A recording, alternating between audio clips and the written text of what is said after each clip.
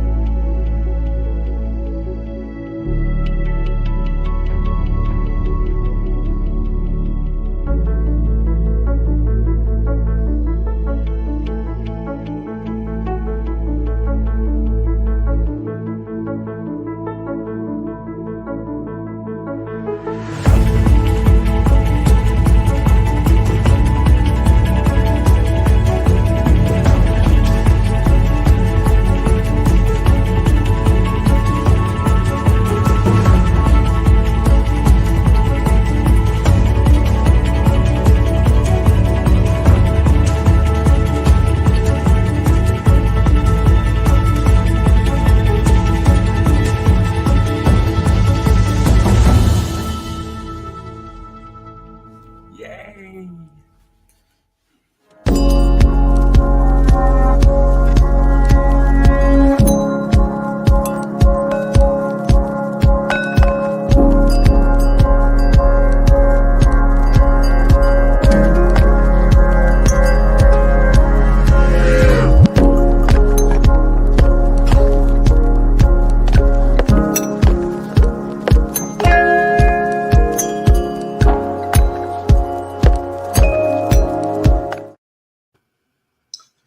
Welcome to our Global Expert Insights program featuring Don Finn. Don is sharing his thoughts on hiring and retaining talent in this crazy economy. Para nuestros amigos en América Latina y España, les damos la bienvenida a nuestro programa de conocimientos expertos con Don Finn. Don comparte sus pensamientos sobre contratación y retención de empleados en esta loca economía. Welcome, Don. Let me introduce him a bit. Don is a sought-after speaker with a national reputation. In fact, when we chatted last week, he was coming back from San Francisco, where he delivered 3 programs in a matter of a day or two. He's held senior human resources positions. He's also an entrepreneur who started, built, and ultimately sold his own company, HR That Works. And it was there that he developed many of the tools he'll be sharing with us today. Don, tell us a little bit more about yourself, and please go a little bit deeper on HR That Works. Sure. Thank you, Jim. And first of all, welcome to all of you. I'm in today from San Diego, California, but you will hear my New York accent. So I grew up in New York and came out here when I was 20. And I began as an employment law attorney. So I was dealing with the compliance aspects of the employment relationship at the beginning of that kind of, quote, revolution in the United States. And by the time I was 40, I kind of wore out of the litigation scene, and I quit litigation, really realizing nobody wins a lawsuit. And I eventually was doing turnaround work, mostly through what I could see about managing people. The internet came along, and I created a program called HR That Works. I ended up getting about 3,500 companies using that program. And then I sold it to my larger competitor, Think HR. I worked with them for a couple of years in the Silicon Valley area. And since then, I've continued to do my speaking and my coaching of executives. So those are two things I do at this age. Don, you have a passion for the great opportunity that exists for human resources professionals. What are some of the top issues and concerns that these HR folks are facing these days? I think it's not just the HR folks. I just finished 3 days of my CEO workshops, and every one of them post-pandemic, their businesses have kind of, the demand took off again, right? But they've all been challenged in getting enough people to meet that demand. That's been the number one challenge. And associated with that, getting the folks is the change in the compensation landscape. So all of a sudden, like here in San Diego, Google moves in next door, starts paying its engineers $200,000, where the local firms been paying $150,000.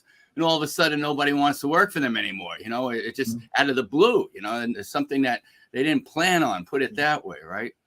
So as a side note, Jim, one of the things I think that leaders have to do, and I've been talking about this, is that compensation conversation, both with people you're trying to hire and the people you have on board, is a conversation that's uncomfortable for leaders to have.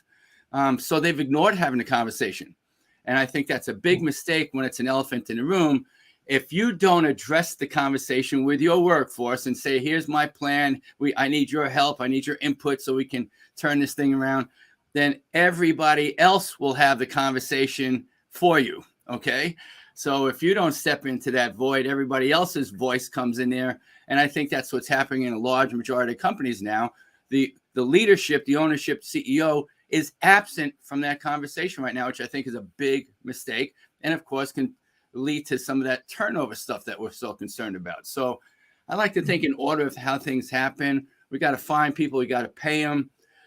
We want to engage them so that they are productive. And when they're productive, we want to keep them.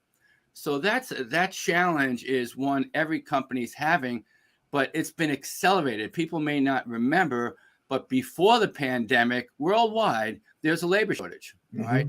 And it's on the two extremes, primarily around a lot of the IT arena. People have to learn these technologies faster. So there's this big learning curve we're all catching up to. And then in the service sector, because it's very hard for people to even afford to live and work in the service sector, So those I see two of the bigger challenges. Don, let's start at that sourcing spot, finding those employees. What are some of the things that you would recommend to not only CEOs, but their HR professionals to enhance their ability or give them a leg up in terms of bringing people on board? Sure. So the first thing we have to think about is not finding people, but attracting people. It's like a dating game, okay? You're better off trying to attract somebody than go find somebody, right? And so how do we make ourselves attractive as an employer?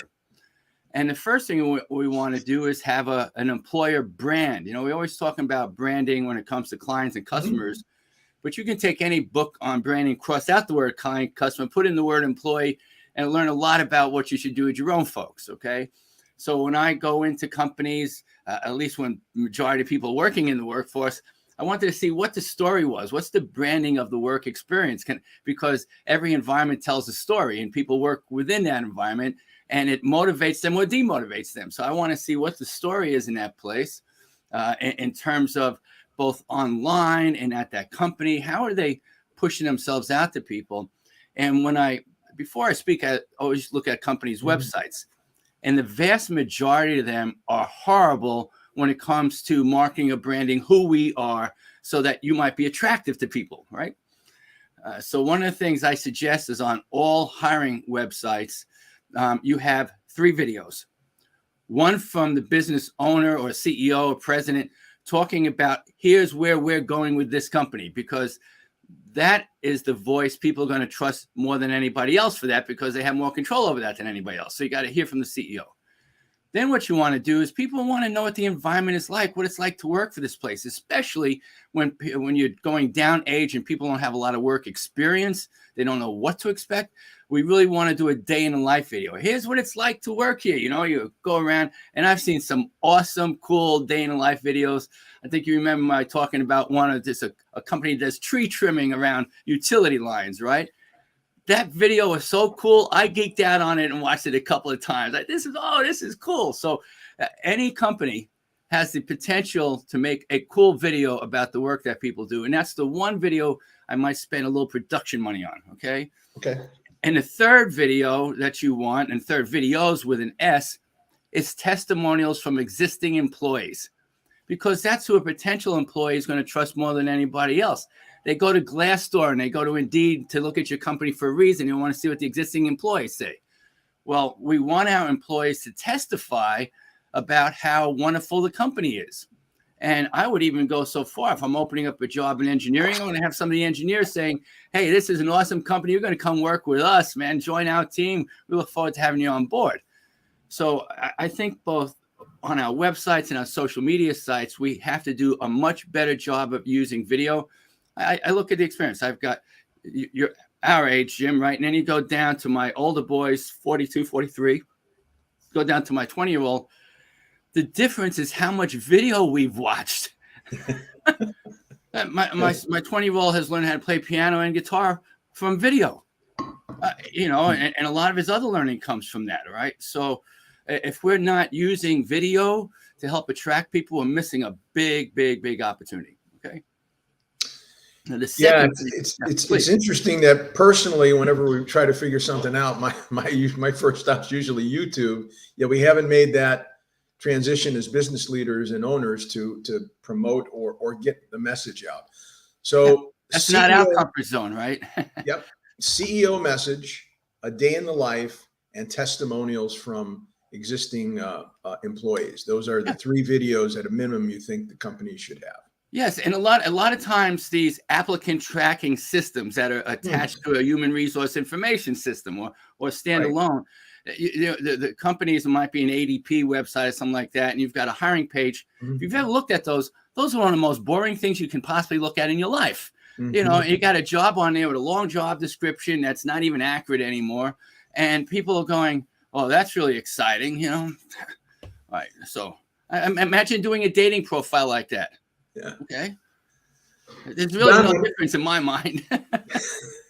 When I heard your presentation a few months back to one of our CEO groups, one of my big takeaways was even before some of this, and obviously you'd like to have this in place before you went out trying to attract these people, examining the actual job that you were hiring for was one of my big takeaways. In other words, instead of hiring that 6th salesperson, maybe you break some things down. Why don't you take us through that? Yeah, no, I love that. You know, one of the things when I ran my company, I didn't want to do is pay $50 an hour people to do $20 an hour work. No, you're paying someone $100 grand a year. You're paying them $50 an hour. How much $20 an hour work do you want them doing? And every individual that I've dealt with, from CEO on down, tells me they're on overwhelm. Almost every single person running for their lives, less people, more pressure, all of this kind of stuff. And if I followed them around, how much $20 an hour work would I catch them doing really well? All right. So let's say you've got 4 or 5 people in a position that's paying $100 grand a year. I'm using this as an example to make so you understand the numbers. You're paying them roughly $50 an hour. Every one of them is doing a bunch of $20 an hour work, complaining that they're on overwhelm. So the person that I would hire is not a 6th person just like them, so they can do $20 an hour work and be on overwhelm. I would hire somebody to do that $20 an hour work and take it away from all of them. So if they switch 2 hours of $20 an hour work with 1 hour of $50 an hour work, they get out of overwhelm and everybody wins. Okay. But most people would much rather be comfortable. They could do that $20 an hour work in their sleep and still claim they're on overwhelm. So I didn't give my employees that choice. I didn't give myself that choice, never mind my employees. Mm-hmm. All right. So that's the whole business about who we're hiring. Don't hire exactly for the same job description. Hire to take the lowest denominator work away from your existing people, an entry-level type person that you can train for certain skills. They can see how you do things. It's the best way to hire anybody. If you're not hiring a brain surgeon where you have to hire for that skill set, especially if you're hiring somebody in the early part of their career, you hire for their attitude, you hire for their character, and you train for their skills, right? So hire that $20 an hour person and train them up in your way of doing business. Physician, heal thyself, right? I think there's a lot of CEOs and entrepreneurs on this call that might have just kind of squirmed and said, ouch, a little bit, because they themselves may be doing that $20 an hour or we all are. $30 an hour work. And if that's the case, maybe I remember when I was acquired by Think HR. I always had an executive assistant. I was acquired by them in Silicon Valley. The executive assistant thing is not as common. Everybody's so used to doing their own computing stuff. And I'm like, that's really interesting. I can't believe as a CEO, you don't have an executive assistant, as a president, and stuff like that. So they finally I talked them into hiring Debbie for the three of them. She's amazing, right? Mm-hmm. Now I happen to know all three of them have executive assistants, right? Because it just makes plain common sense to do that, right? Now, another thing about the hiring that we talked about that I think is the number one way to hire anybody right now is through a robust employee referral program. All right. The number one, I remember going years ago, this guy, Jay Abraham's marketing conference, and I'm just learning about marketing, right? And I'm up in LAX and he's talking about all these different ways and he's talking about different things. And the first thing he talked about was having a great referral program, right? For our businesses. I come back the next year and he says, look, before we get going again, how many of you here last year? Mostly people had their hands up. How many of you have a robust referral program? And everybody's like, that was the first thing he said, the best thing he said. And yet you're coming back wanting to learn more without the doing of the first thing he said, right? Which is a trap. I need more information. I need more information before I can do anything. Man, I don't know any of this stuff. I need more information. Right? Which is a trap we can so easily get caught in, right? Especially when we're smart people. So I realized that the single best employee you can hire comes through a referral. They know that person. They know your culture. They know the job to a certain degree. And the thing is, there's fear in referring people. Anytime there's fear out there, you ask, whose judgment is, and what's the judgment is this person concerned about? Well, what happens if you hire somebody that doesn't work out? Oh, you're the bozo that referred them, right? So the way you address that fear by saying it's our job to hire them. It's your job to tee them up and refer them. Just don't refer so you lose a brother-in-law because your sister wants him out of the house, okay? Come on. And you help train these people on how to be good referees. I kid around. Most of these referral programs don't have enough juice in them to get past that inherent fear. Okay. So $500 is not enough money for people who don't want to put their jobs at risk by referring somebody. I spoke at a material handler in south of Kansas City, big forklift operators they're hiring. And these $18 an hour employees, they were paying a $2,500 sign-up bonus and a $2,500 referral bonus, okay, for $18 an hour employees, because they realized the lost opportunity costs are even greater. A lot of us don't think about the lost opportunity costs when we're hiring somebody. But somebody's there for, I don't care what position you're in, to create an ROI or support an ROI. And if that person's not there to do it, you're going to lose those opportunity dollars, okay? So a lot of people are smart enough to calculate that idea in. But when it comes to referral programs, you train people, you give them QR codes they can share with people. How long does it take for somebody to actually refer somebody to a job? 15 minutes? They can get $2,500 for a 15-minute effort. You know how I'd start marketing that program? How'd you like to make 10 grand an hour? How'd you like to make, you're going to get everybody's attention, 10 grand an hour? Yeah, just refer one person, get the equivalent of 10 grand an hour. All right. The other thing I would do is get out of the cash mindset. So Mhm. an electric bike might cost $2,500. I would, if we still have the workplace, I put electric bike in a lobby and say the next referral gets this bike. Hmm.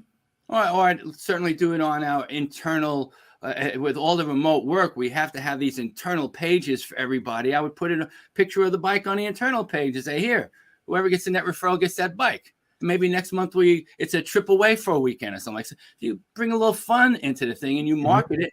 And then when somebody gets that bike or the $2,500 check, you go print it up this big like somebody just won the lottery, right? And put it on your social media page. You can also extend those referral programs out beyond your employees, to your customers, your clients, your community. Why limit it to just employees? So I think that's the number one way right now to hire anybody is through a robust referral program. You look what you're paying a recruiter. You're paying a recruiter 50% probably of the first year's salary. That $100,000 person is going to cost you $50,000. Wouldn't it be a lot smarter to pay $5,000 for an employee referral for that person? Don, what other benefits are there from employees bringing in friends, family, making referrals? Well, it increases their retention, it increases their engagement, it increases their commitment. Plus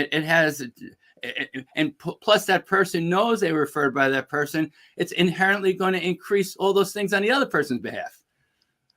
I can't quit this place. My buddy just referred me to him. Right. I'm reminded of one of the Gallup 12 questions. Do I have a best friend at work? Yeah. Right. Yeah. And that's one reason why we just get new employees. If they don't, we want to assign an orientation or onboarding buddy to them. Talk a little bit about that. I mean, we've moved from attracting to a referral program. I want to come back to maybe a few more ideas regarding the attracting. But once that new employee comes on board, tell us some of your best practices around onboarding. Yeah. First of all, the realization that most managers hire people to get the process over with. In my languaging, everybody's running 75 miles an hour. I got to stop what I'm doing to go make sure we hire somebody. They're not as valuable as me. So I want to get that over as fast as possible so I can go back to doing my job. All right. And if that's the energy that they hire with, then that person, once they're on board, they're gonna be ignored to a certain degree. It's like getting to somebody to go out on a first date and then you ignore them. Okay. It makes no sense. So I ask people both with their hiring process and the onboarding process to show them to me. And a lot of people go, what do you mean? Well, don't you have a process? Yeah. Is it in writing? No, then you don't have a process. Okay. By definition, right? So I want a hiring process that the managers have to follow. I want an onboarding process that HR and managers have to follow. And, we think of orientation as like, hi, first day, we're here, now get to work. Onboarding is a process that, depending on the job, can last weeks or months. It can last a whole year, depending on, high-tech type jobs. A lot of training that has to be done, a lot of cross work that we have to do in the organizations to get fully up to speed. If you're working at retail or fast food chain, it might take 2 weeks to get somebody up to speed. You're working in a large consultancy like a McKinsey, it's going to take you a year to get somebody up to speed. All right. So having it in process, and by the way, there's a lot of tools now I put into the chat, and you guys will get a link to my website that has a ton of tools on it. And one of the tools is an onboarding checklist. Now, one of the things I realized is when I look at all these, I've created a lot of personnel tools, right?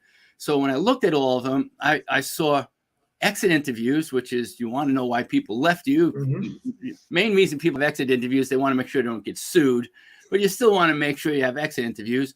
Then people started saying, hey, why don't we do stay interviews and see how they're doing so they don't leave us, right? That's a great idea.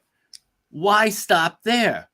Why don't we do entrance interviews and find out why they decided to work for us in the first place? Wouldn't you like to know that? Hey, nobody said yes to going out with me for a while. I'm curious why you did, okay? All right, so don't you want to know? So I created an exit interview, and, it's 10 categories. You can tweak that stuff and find out what are the 3 main reasons somebody came to go work for you. over time, you'll start seeing that data shake out, so you'll know in general why people come to work for you. I've seen people, I've seen very clever advertising right off of 101 in Silicon Valley is saying that if you work for us, you'll be getting off the exit right now. So somebody's on a long commute, I got to know another half an hour. Really, I can get off right now and not spend another hour of my life on a highway every day. That might be why that person came to work for you, right? Yeah, or it might be that they have friends that work there. It might be the type of work that you do. And now you have information that you can use to engage these people. You start to know them. So I want to know why they decided to come to work for me. And then the second thing I'm going to do is have them fill out a getting to know you form. The EEOC says all these things that you can't ask people before they're hired. What's your race? What's your age? What's your family status? What's all these things? But now once they're hired, I do want to know what their family status is. I want to know if they've got an anniversary date. I want to know who their kids are. I want to know what their birthdays are. I want to know as much of that stuff as possible, because you need to show people you care about them, okay? When we're running 75 miles an hour, it's very hard to show people we care about them. And so getting this information up front, the entrance interview and the getting to know you gives you the data that you can start using to come back at people, because one size doesn't fit all, right? How you motivate one person doesn't motivate another person. I will sometimes, very interesting, two people in the same job.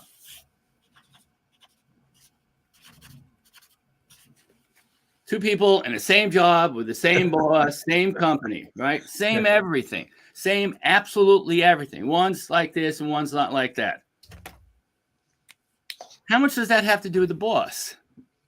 Let's say the boss is treating them equally. There's no discrimination, no harassment, none of that stuff going on. They're treating them equally. That's an inside-out job. That's an inside-out job. And, this whole business about engagement, I'm right there with Abraham Lincoln, who says people are about as happy as they choose to be. I think employees are about as engaged as they choose to be. All right. And so that's one reason why in the hiring process, we really want to find out what motivates people and what demotivates them. So two of my favorite questions, and I know you've heard this, Jim, my favorite question of all to ask when I'm hiring somebody, interviewing them, is tell me what felt unfair to you in your last job. Another good dating question. Tell me what felt unfair to you about the last guy. I'm curious. Okay. But the same thing. I first of all, I don't want to hire a victim. And I know eventually something's going to feel unfair to somebody working for me, because it's just too much human being interaction for that not to be the case. Even with good people, things can feel unfair, right? So I want to know how they react to that before I hire them. Do they play victim games? Because if they do, I'm not bringing them into my culture. If we have a no victim culture, then I'm going to find that out in the hiring process. Anything else at that job feel unfair to you? What about the job before that? And I'm going to go through that question. It's amazing. It's the best behavioral interview question you can ask. Okay. On the other side of the spectrum, we interview in the comfortable middle. I like to go out here. The other side of the spectrum is, what were you most excited about in your last job? Why was that exciting to you?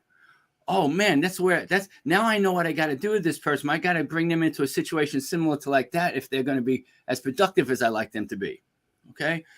So I want to make sure when I'm hiring people, I'm asking those questions. I'm certainly going to do the skill testing stuff, because I don't want to hire somebody who's a failure on day one because I made assumptions about their skill sets instead of testing their skill sets.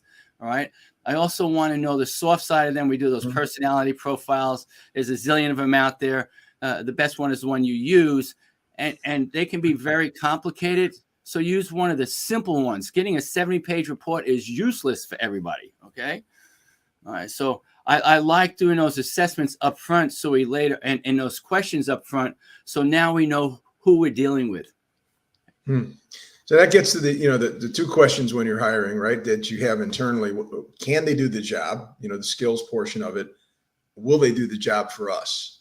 Which are all the other things that you just mentioned. Yeah. What we're hiring for is trust. Yeah. When you can't, the number one thing I talk about is all around control. control as a leadership style is dead, muerte, no mas, no good, okay? So the catch-22 today is the person you can control is the one you don't want working for you. So you do what I tell you to do, and I'll take care of you. I don't want anybody thinking I'm their daddy, okay? I'm not playing daddy games or mommy games or anything like that. I'm not out to control you.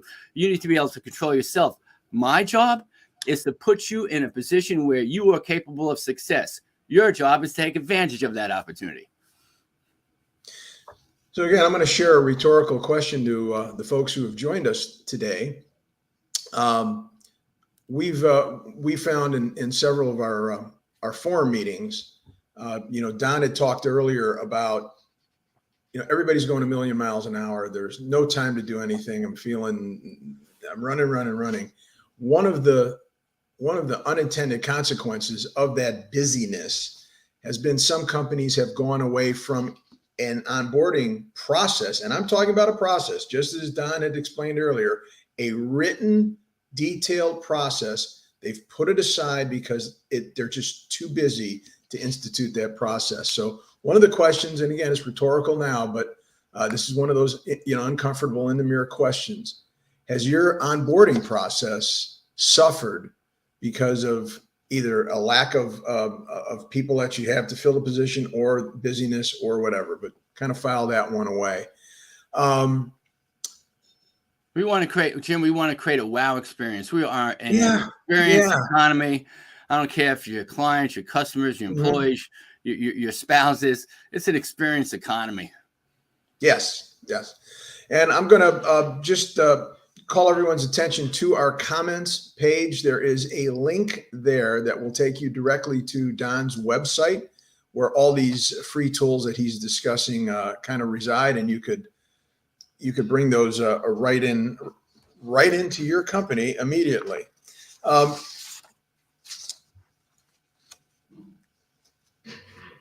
Now we were talking about the Great Resignation.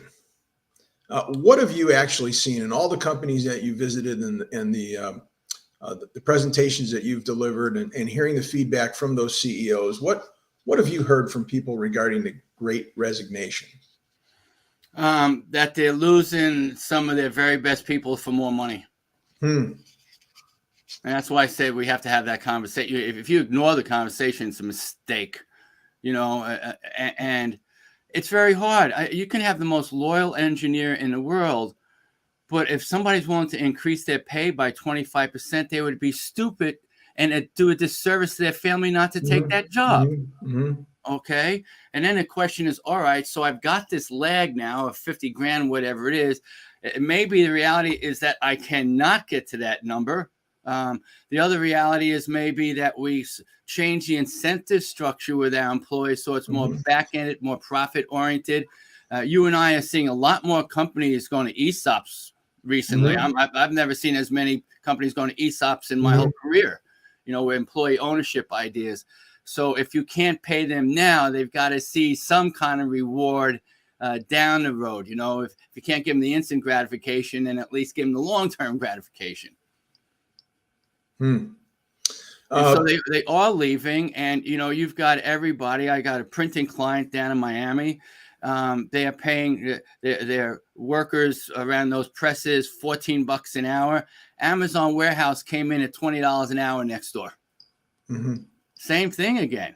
And then the catch-22 challenge that we get is now we have to bring somebody in. All right, they didn't want to work at Amazon. They took $18 an hour to come for us. But our existing people are getting paid $14 an hour, and you hope to heck they don't talk to each other, right? The reality of that is not, zero. That, zero. Okay? Yeah. So now you brought in one person and you upset four of them. Now you got screw that. I'll go to Amazon. So it's a real challenge for everybody. Again, how do we bring people, include them in helping us to solve the problem? We're going to have to charge more. There's going to be a lag before we can bring the cash in. We'll be transparent about where we are with that. And when we hit this benchmark, we'll do this. When we hit this benchmark, we'll do that. So at least they know you're being transparent and trying to do something about it.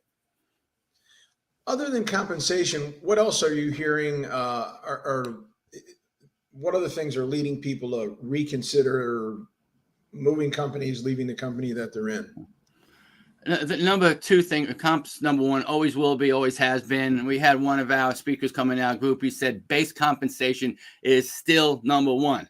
What you get paid today, all right? That's still, regardless of all the other things you can do, what you get paid today is always going to be number one.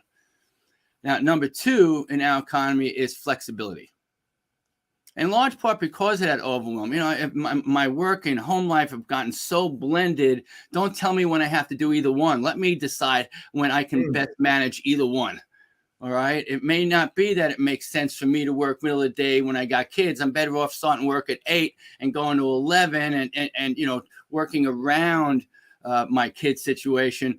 Otherwise, you're going to force me to quit and just stay home. So there's flexibility is the big deal, combined with the business of coming back to work. So that's been a real challenge for everybody. You know, the owners, a lot of them put so much effort and energy into creating a great work environment.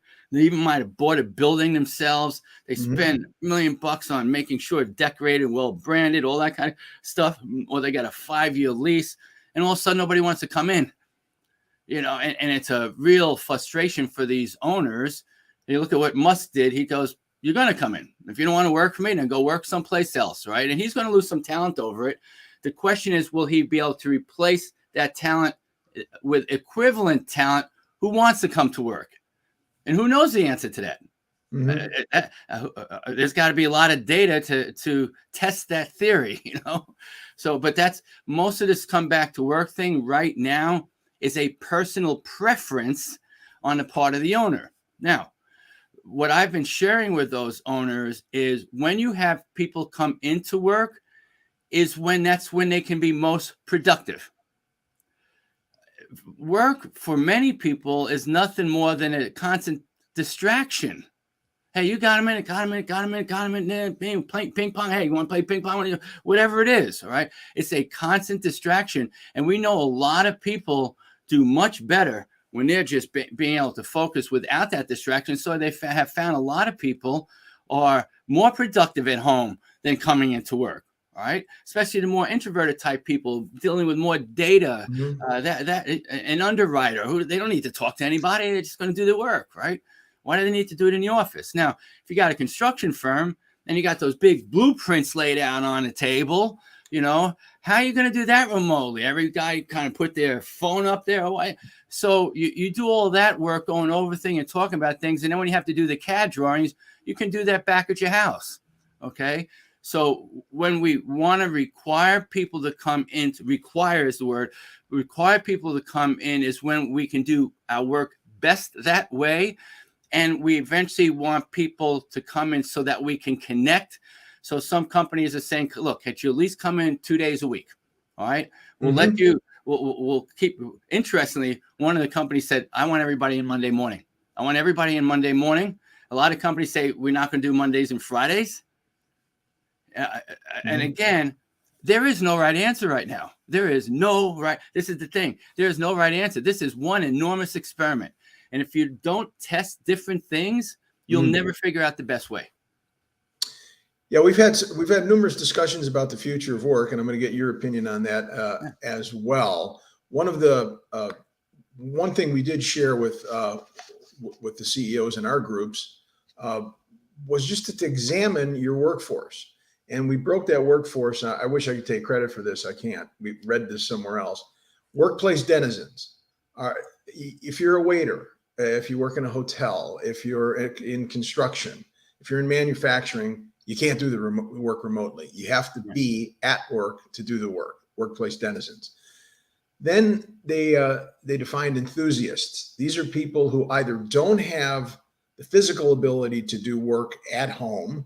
They don't have a separate room. They're fighting their kids for bandwidth, whatever it is, or they just like being at work. Those are the enthusiasts. Then there's the citizens. Those are the folks that, hey, you know what? I'm okay coming into work, but I'm okay working from home too. So you're figuring out that balance that Don was talking about earlier. Is it 2 days a week? Is it 3 days a week? Is it 1 day a week where everybody comes in? And then finally, the true digital nomads. We don't know what they do. We don't know how they do it. They somehow get it done, and they can do it locked up in a closet. And I So don't if even you know just where they are in the world, right? and they could be doing it in Bangladesh, right, or anywhere in the planet. So just examining your workforce and determining what part of your workforce falls into one of those four categories is a good start as you figure out the future of work. But we're going to get a little help from Don. What are you seeing as sort of, and I know there's many industries and we can paint with many different brushes, but what has your thinking been on the future of work? I've done a big deep dive into it. One thing I really studied was what the impact of robotics and AI will be. So I did a deep dive for 3 years into that. First of all, it's going back to my conversation around the leaders. A lot of this is personal choice and preference and belief systems. Okay. So if that CEO has a belief system, everybody's got to come into work. So he's going to fight some reality out there. So one of the first things we need to do is to really question our belief systems. First of all, identify what our belief system is, and then say, does that make sense to have that belief system in this economy? Because it may not. Okay. I do like being around people. I'm a people person. I like that, even if I'm not distractive of them, I just like community around me, right? As you mentioned, D. Hawk, who started Visa, said it's very hard to build a community remotely.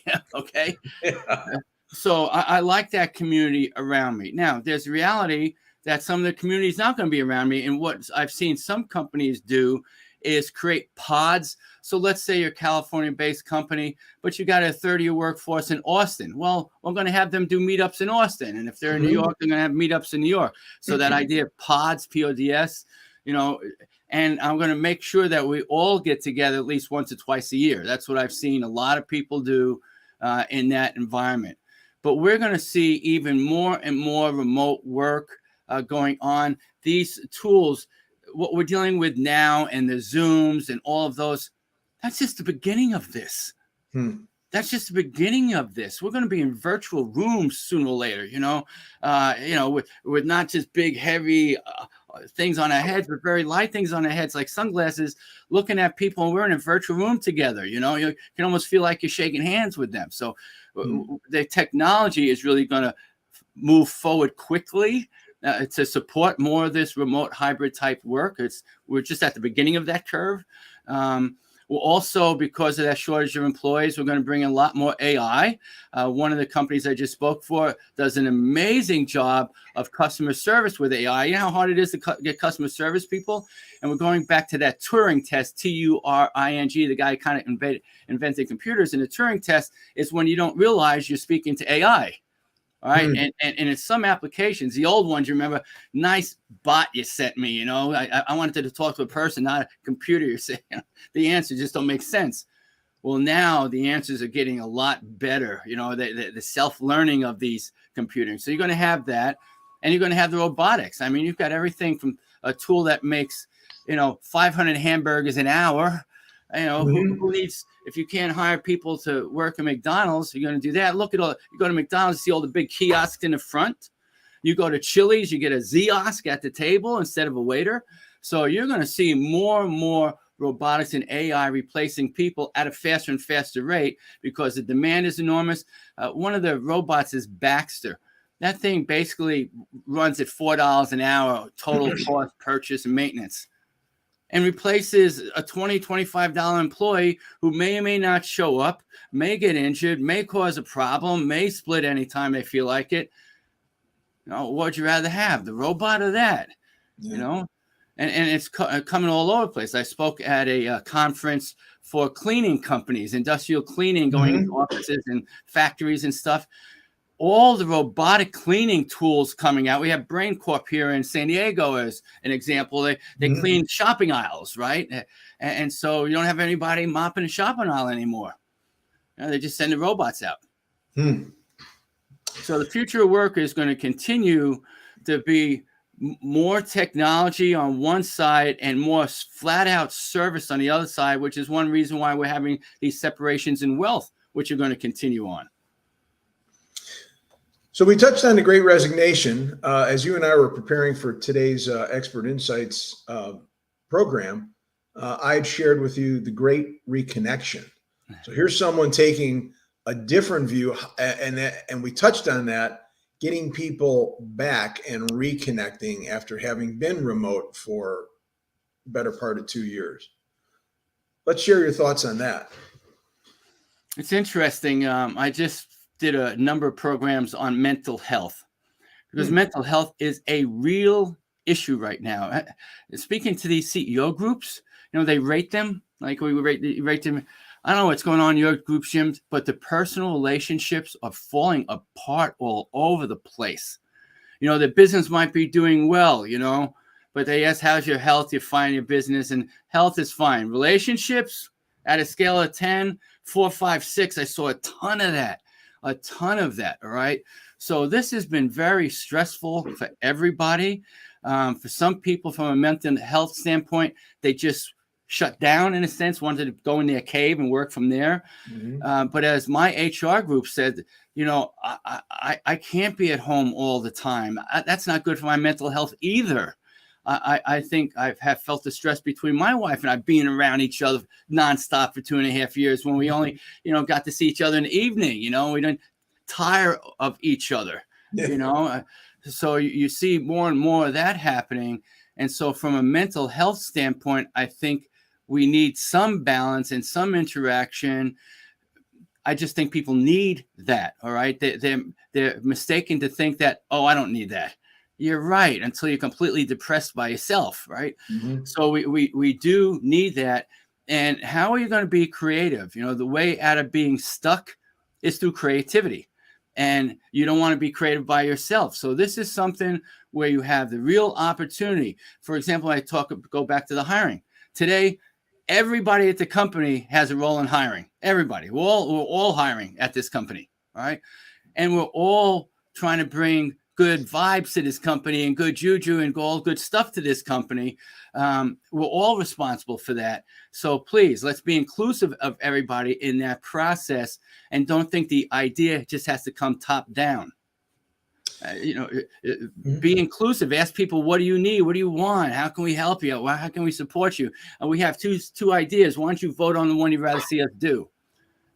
That type of thing. I think the number one thing is to be inclusive of people. Don, before we move to questions, again, I want to just remind everyone that there is a link to Don's website for some of these tools, but I wanted to discuss one tool before we pick up some of the questions, and that was the cost of turnover.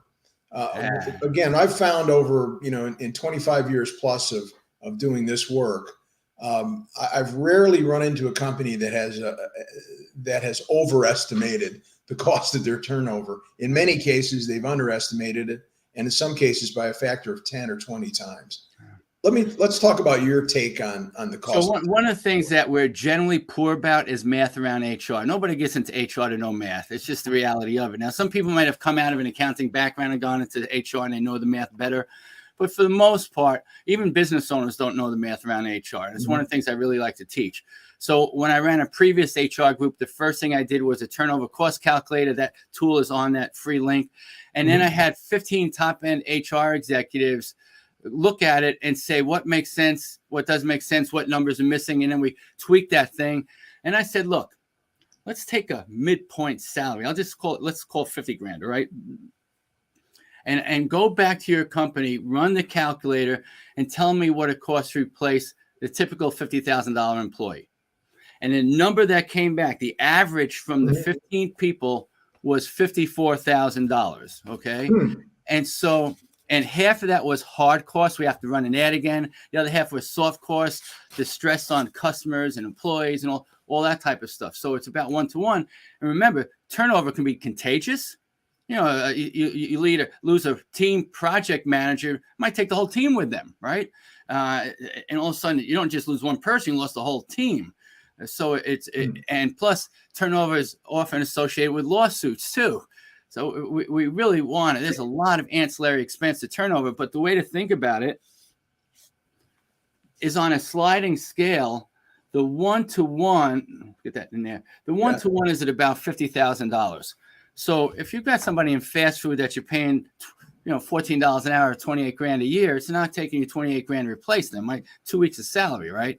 But if you're hiring a 100 grand engineer, and you've got an enormous learning curve, it might cost 150 grand to replace them. Mhm. Or if they took a team with them, even more than that. You know, and some of that turnover is healthy. We need to cull the herd.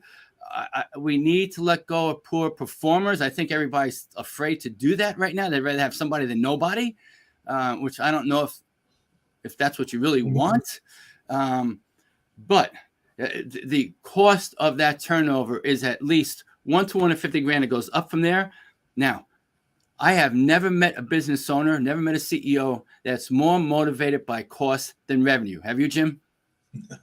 I don't want to work for that CEO, right? Okay. So if you make a poor hire or you lose somebody, and I'll just use a simple number, it costs you 50 grand. That 50 grand came right out of your pocket. Everybody on this thing's a private company, came right out of ownership's pocket. Nobody else at your pocket, right? Now you've got to bring in new income or cut expenses at 50 grand. So most of us are running pretty lean. Where's HR going to cut expenses at 50 grand? So what we really need to do is to replace that revenue. And I spoke at 2 CPA conferences, and the closest languaging I can get to that is marginal replacement revenue. Okay. What do we have to bring top of the line with all the fixed assets we have to put that 50 grand back in our pocket? And they told me most conservatively, it's a 4-to-1 figure. You've got the cost of sales, you've got the cost of marketing, you've got the cost of implementation, you got your taxes, you got your commissions, all those things that come out of that sale. And so it's margin at least 4-to-1. So that $50,000 problem, now the equivalent of 200 to 250 in sales in your organization. So every HR problem becomes a sales problem. Now, you take that 250 you have to bring in. If you're an auto dealer, as we know, they put about $500 per car sold in their pocket. You go and a lot and say, how many cars are you going to have to sell? To put that money back in your pocket, that 50 grand back in your pocket. Now all of a sudden, it's very visceral, that expense. Mm-hmm. Before it was a very, hey, we lost another employee. It cost me something. Not, Jesus Christ, just cost me 100 cars on a parking lot. That's a different connection to it. Yeah, and I think that's one of the values of the tools is to take it from something that you feel to something you can look at and then figure out the sales side of it in terms of replacement. But a couple of questions I want to... Jim, I want my managers to know that ratio. I want them to really understand that, look, an average physician gets $50 per patient, okay, after all the medical stuff around it. They lose a medical assistant, 50 grand medical assistant. That's 1,000 patients. Mm-hmm. Yeah. That's a lot of work. Let's hit a couple of these questions.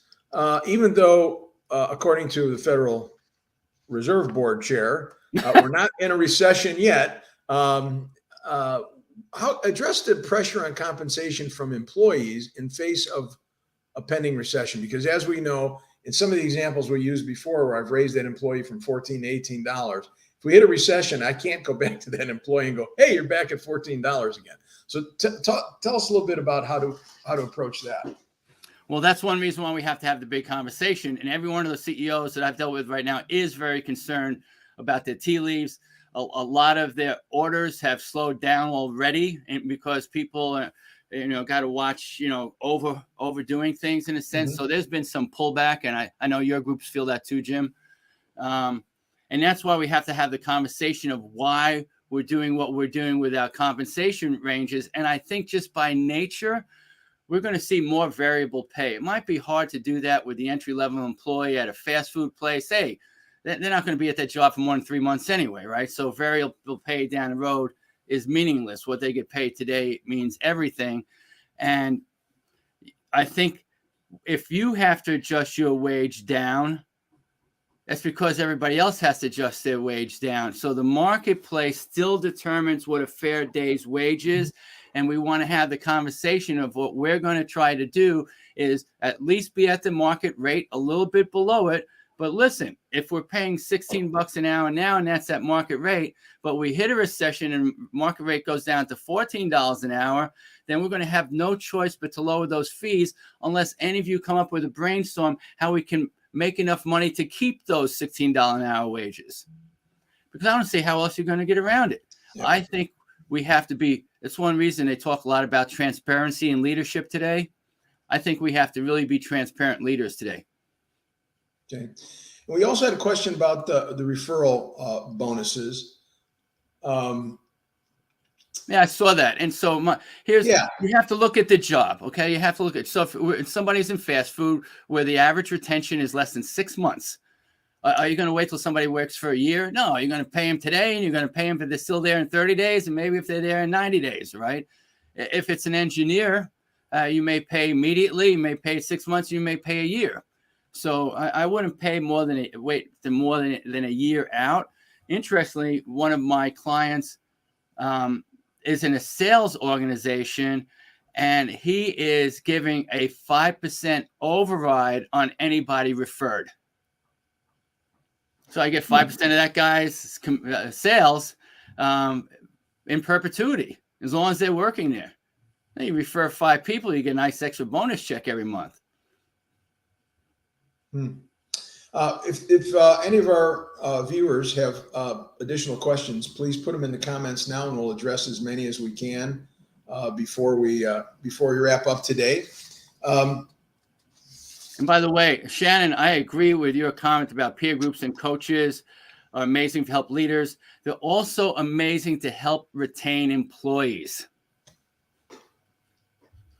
Okay. If it's good for us, it's good for them too. You don't have to spend the same kind of money, but the same kind of thinking might be more group coaching or peer groups or something like that. Also internally, and just somebody doing some coaching instead of no coaching. All right, I'm going to challenge our viewers. Would like to have them just write into the comments section what your number one takeaway was. I've got quite a few of them myself.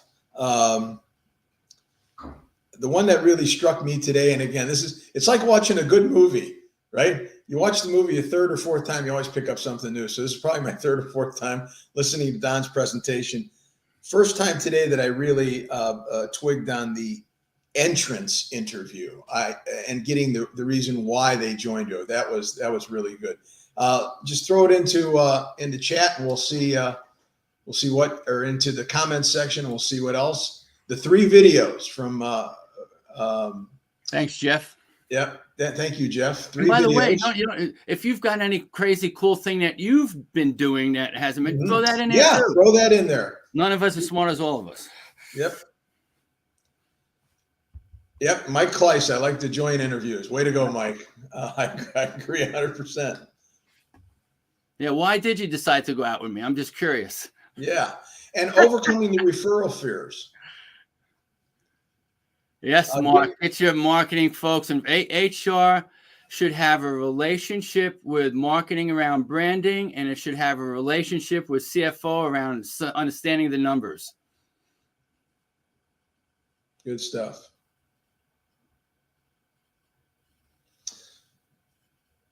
The importance of the onboarding experience. Yes, with experience being the word.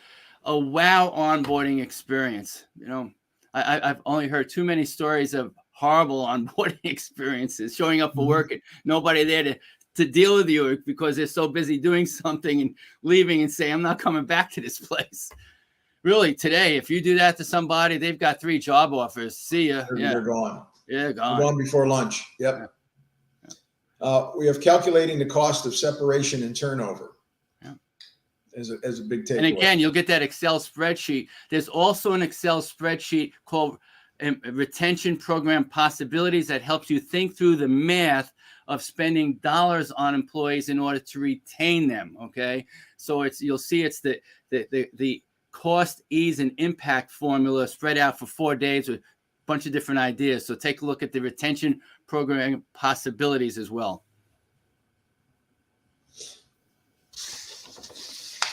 So last month's speaker, Chip. Yep, Chip Conley. When he was running Joie de Vivre Hospitality, he had a sheet that he had new employees fill out, and you reminded me of that in the getting to know you sheet.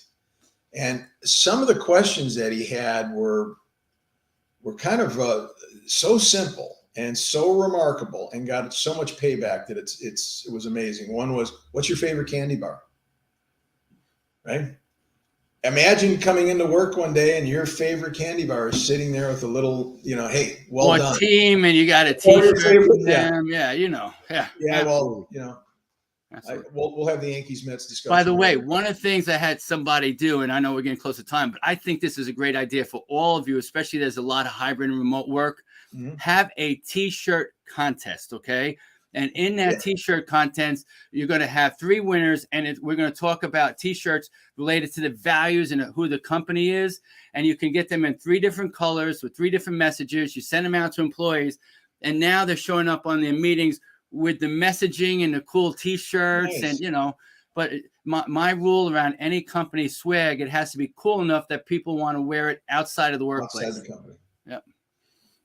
We had a couple more comments. Know the sales equivalent of turnover. That does get the CEO's attention.